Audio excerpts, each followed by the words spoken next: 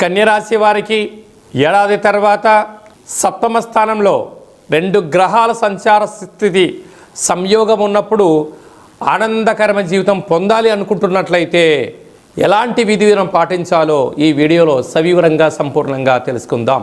కన్యరాశిలో ఏ నక్షత్రాలు వస్తాయి అనగా ఉత్తరా నక్షత్రంలోని 2, 3, 4 పాదాలు, హస్తా నక్షత్రంలోని 4 పాదాలు, చిత్తా నక్షత్రంలో 1, 2 పాదాలు కలిపితే కన్యరాశి. రాశాధిపతి బుధ భగవానుడు. ఈ బుధ భగవానుడు షష్ఠమ స్థానంలో రుణరోగ శత్రుస్థానంలో కుజుడు, బుధుడు, రాహు సంచార స్థితి ఉన్నప్పుడు దయచేసి మీరు చైత్రమాసంలో అప్పులు ఇవ్వద్దు, అప్పులు కూడా తీసుకోవద్దు. ఏడాది తర్వాత రవి భగవానుడు మీనరాశిలో శని భగవానుడితో సంచారం చేయనప్పుడు దూర వాయు జల ప్రయాణం చేసేటప్పుడు తస్మాత్ జాగ్రత్త అని చెప్పి జ్యోతిర్విజ్ఞానం తెలియచేస్తుంది. ప్రధానంగా మీ జన్మ నక్షత్రం రోజున పూర్ణిమ తిథి ఎందున, అష్టమి తిథి ఎందున ముఖ్యమైన పనులను వాయిదా వేసుకోవడం ఉత్తమోత్తంగా భావించగలగాలి.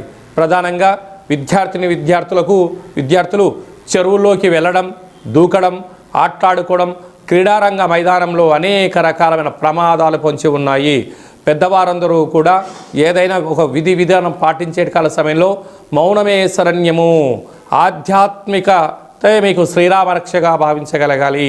అలాగే చైత్ర పూర్ణిమ సందర్భంగా ఒక వెడల్పాటి పాత్రలో నవధాన్యములను 7 రంగుల కలిగినటువంటి నీటిని పోసి చంద్రభగవానుని చూస్తూ మీ మనసులో కోరికను కోరుకొని ఈ నీటిని ప్రవహించే నీటిలో ఎప్పుడైతే మీరు వేస్తారో నీరు ఒక చోట లేకుండా దూరం ఎలా వెళ్ళిపోతుందో మీకున్న అష్ట కష్టాలు కూడా అలాగనే పారిపోయి విపరీతమైన జనాకర్షణ కలిగి మీ జీవితం సువర్ణమయం అవుతుందని చెప్పి కూడా గమనించగలగాలి.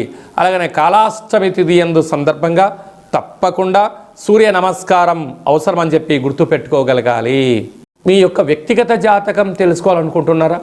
మీ యొక్క పేరు, పుట్టినటువంటి తేదీ, నెల, సంవత్సరం, పుట్టిన సమయం వ్రాసి వాట్సాప్లో పంపించగలిగినట్లయితే 100 సంవత్సరాల జాతకాన్ని వ్రాసి పంపించి మీరు పుట్టినప్పుడు గ్రహ గమనాలు ఎలా ఉన్నాయి, ప్రస్తుతం ఎలా ఉంటున్నాయి, రాబోయే కాలంలో ఎలా ఉంటున్నాయి, ఈ తెలుగు ఉగాది పండుగ నుంచి ఆదాయ వ్యయాలు, ఎలాంటి కార్యక్రమాలు ఆచరింపచేయాలి, ఎలాంటి కార్యక్రమంలో మనం విజయం సాధించబోతున్నామో అన్ని విషయాలను మీకు సవివరంగా సంపూర్ణంగా తెలియజేయడం జరుగుతుంది.